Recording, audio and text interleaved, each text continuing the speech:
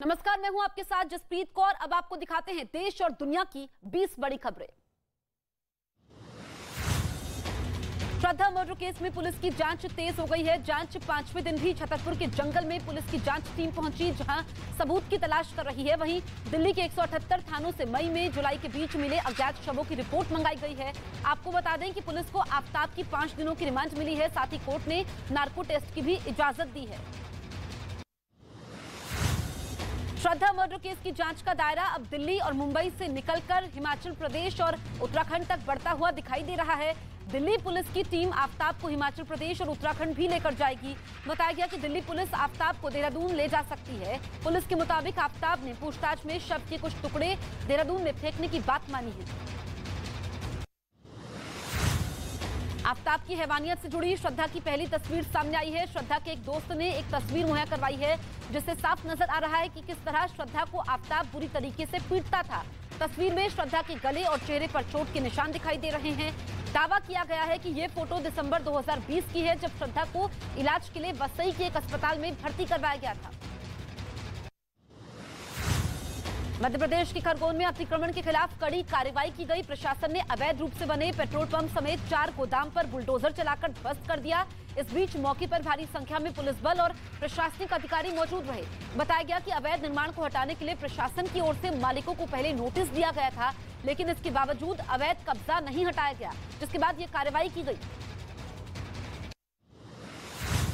बिहार के समस्तीपुर में 2 गुटों में जमकर मारपीट और चाकूबाजी हुई।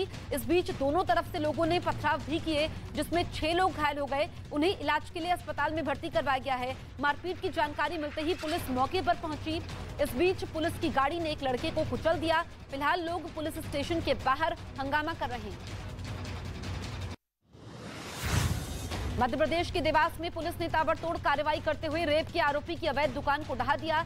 दरअसल पुलिस को आरोपी के खिलाफ एक शिकायत मिली, जिसमें महिला ने आरोपी पर रेप का आरोप लगाया। साथ ही रिपोर्ट दर्ज करवाने पर जान से मारने की धमकी की भी बात कही। शिकायत मिलते ही हरकत में आई पुलिस ने आरोपी को महज 6 घंटे के अंदर ही पकड़ लिया और कोर्ट में पेश कर दिया, जहां से उसे न्यायिक हिरासत में भेजा गया। बिहार के रोहतास में आरजेडी विधायक फतेह बहादुर सिंह के खिलाफ आयकर विभाग ने कड़ी कार्रवाई की। आईटी की टीम विधायक के घर पर पहुंची और तलाशी ली। इसके साथ ही आयकर विभाग के कर्मचारियों ने फतेह बहादुर सिंह के होटल में भी छापेमारी की। इस बीच होटल को ग्राहकों के लिए बंद कर दिया गया। बताया गया कि आय से अधिक संपत्ति के मामले में ये कार्रवाई की गई। यूपी के बहराइच में लड़की की मौत पर गुस्साए परिवार वालों ने विरोध प्रदर्शन किया। परिवार वालों ने लड़की के शव को थाने के बाहर रख दिया और प्रशासन पर बड़ी लापरवाही का आरोप लगाया। बताया गया कि परिवार वाले बीमार लड़की का अस्पताल में इलाज करवाने से पहले उसे किसी तांत्रिक के पास ले गए थे, जहां उस लड़की से रेप की वारदात को अंजाम दिया गया था। और जब अस्पताल में लड़की को भर्ती करवाया गया तो वहां उसकी मौत हो गई। यूपी के रायबरेली में सड़क धंसने की वजह से ट्रैक्टर ट्रॉली गड्ढे में समा गई। गनीमत ये रही कि सड़क पर लोगों की भीड़ नहीं थी, नहीं तो बड़ा हादसा हो सकता था। इस घटना के बाद कई प्रशासनिक अधिकारी मौके पर पहुंच गए, जिन्हें लोगों के विरोध का सामना करना पड़ा। लोगों ने आरोप लगाया कि सड़क निर्माण में भ्रष्टाचार हुआ, जिसकी वजह से सड़क कुछ समय में ही धंस गई। मुंबई पुणे एक्सप्रेसवे पर बड़ा हादसा हो गया। एक कार ने दूसरे वाहन को टक्कर मार दी। इस हादसे में 5 लोगों की मौत हो गई तो 3 लोग गंभीर रूप से घायल हो गए। अधिकारियों ने बताया कि टक्कर इतनी जोरदार थी कि कार के परखच्चे उड़ गए। हादसे से 4 लोगों ने मौके पर ही दम तोड़ दिया तो एक की अस्पताल ले जाते समय मौत हो गई। घायलों को एमजीएम अस्पताल में भर्ती करवाया गया है। कोलकाता के एसएसकेएम अस्पताल में आग लगने से अफरा तफरी मच गई। आग अस्पताल की 3री मंजिल के लेबोरेटरी में लगी थी। आनन फानन में आग लगने की जानकारी दमकल विभाग को दी गई, जिसके बाद दमकल कर्मी मौके पर पहुंचे और आग बुझाने में जुट गए। इस बीच अस्पताल प्रशासन और मरीजों में दहशत फैल गई। गनीमत ये रही कि वक्त रहते दमकल की 5 गाड़ियों ने आग पर काबू पा लिया और इसमें कोई हताहत नहीं हुआ। यूपी के बाराबंकी में भीषण आग का कहर देखने को मिला। देर रात कार के गैरेज में आग लगी, जो देखते ही देखते आसपास फैल गई। आनंद फानन में दमकल विभाग को इसकी जानकारी दी गई, जिसके बाद दमकल कर्मी मौके पर पहुंचे और कड़ी मशक्कत के बाद आग की भीषण लपटों पर काबू पाया। वहीं आग की वजह से मोटरसाइकिल समेत एक कार जलकर राख हो गई। यूपी के इटावा में सफाई के समय कार में आग लग गई और कुछ ही मिनट में पूरी तरह जलकर राख हो गई। बताया गया कि शॉर्ट सर्किट की वजह से आग लगी थी, जिसकी लपटें दूर तक उठती हुई नजर आई। वहीं भीषण आग की वजह से आसपास काले धुएं का गुबार छा गया। आसपास मौजूद लोगों ने आग बुझाने की कोशिश भी की, लेकिन तब तक कार पूरी तरीके से जल चुकी थी। जम्मू कश्मीर में बर्फबारी का सिलसिला जारी है और वहां पर 4 दिनों के बाद मुगल रोड को खोल दिया गया है।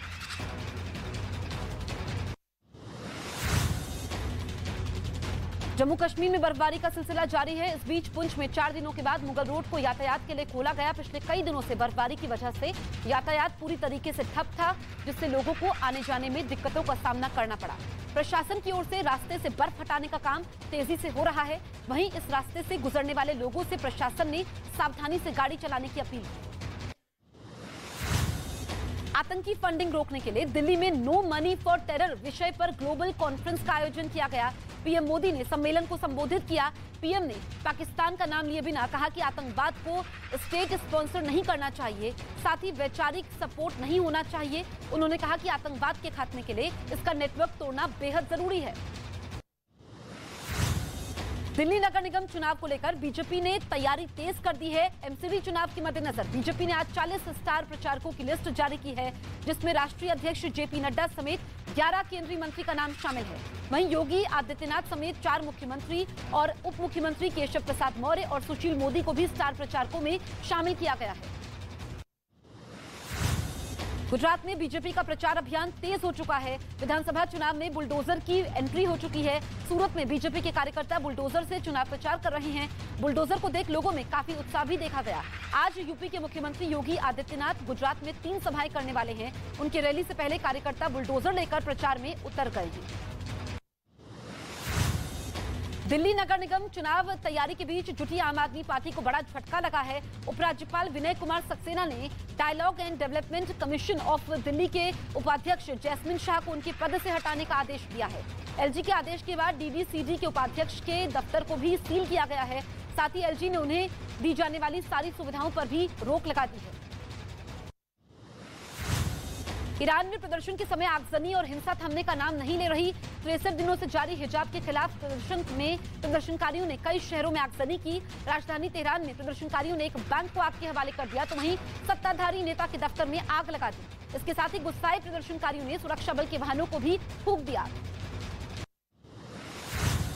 गाजा पट्टी से जहां एक इमारत में आग लगने से कम 21 फिलिस्तीनियों की मौत हो गई, जिसमें बच्चे और महिलाएं भी शामिल हैं। इस आगजनी में कई लोग घायल हुए हैं। उत्तरी गाजा पट्टी में घनी आबादी वाले जाबालिया शरणार्थी शिविर में एक 4 मंजिला रिहायशी इमारत की ऊपरी मंजिल में लगी भीषण आग पर काबू पाने में दमकल कर्मियों को 1 घंटे से ज्यादा का समय लग गया।